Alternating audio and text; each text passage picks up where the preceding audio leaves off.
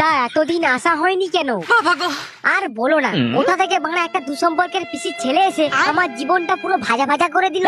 আর আমি যেখানেই কিছু করতে যাব, খানকির ছেলেটা ঠিক সেখানে গিয়ে হাজির হয়ে আমার আনন্দে মুড চুদে দিয়ে পালাতে। ও মা, তাই নাকি? তাহলে ওকেও একদিন তোমার সঙ্গে নিয়ে এসো।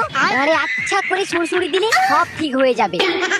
না না, ওই চুদির ভাই ভীষণ সৎ। খানকির ছেলে কোনো মেয়েকে পাত্তাই দেয় না। বলেন কি?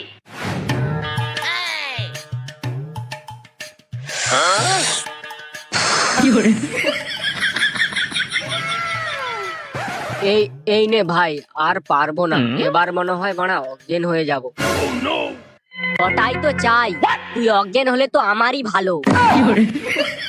কি কি বললি তুই? ভালো মানে? তুই তুই কিছু না তো। দুর্বাল, এই সময় আবার কে ফোন করলো? এই কে রে মারা? তোর বউ আর নতুন ভাতা, আজ থেকে তোর বউ মোর হয়ে গেলা। এই কে রে বাড়া তুই? খানকির ছেলে, আমার বউয়ের ধারে কাছে একদম যাবি না, না হলে গাড়ে বোম মেরে সব তজনজ করে দেবো। তাই তোর কত সাহস মোর গাড়ে বোম মেরে দেখা? দেখবো আয়, এখন মুই তোর বউর সঙ্গে কিতকিত খেলি দি। আচ্ছা কি তুই দাঁড়া খানকির ছেলে, তুই যদি এক মায়ের ছেলে হোস তো দাঁড়া, ওখানেই দাঁড়া। কি হলো ভাই, হঠাৎ করে এরকম ভাবে চটে গেলি কেন? কোন এক খানকির ছেলে আমার বউয়ের সঙ্গে লটর ফটর করছে? কি বলছিস? এ তো খুব সাংঘাতিক ব্যাপার রে বাড়া। চল চল তাড়াতাড়ি চল, না হলে তোর বউয়ের আর কিছু অবশিষ্ট থাকবে না লেওড়া। এবার তুমি আরাম করে শুয়ে থাকো, আমি ধীরে ধীরে গুহাতে প্রবেশ করব।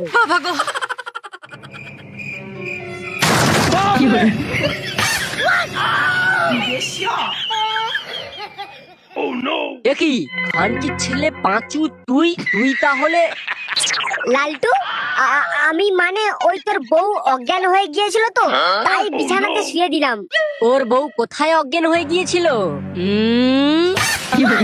খানকির ছেলে কোথায় আবার অজ্ঞান হবে? অজ্ঞান হবার জায়গায় অজ্ঞান হয়েছিল।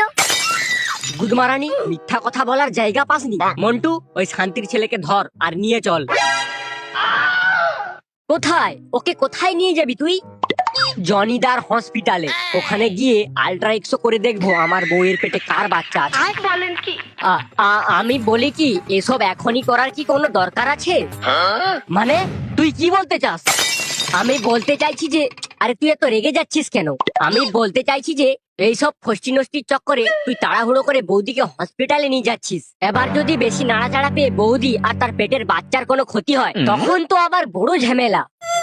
কি ব্যাপার?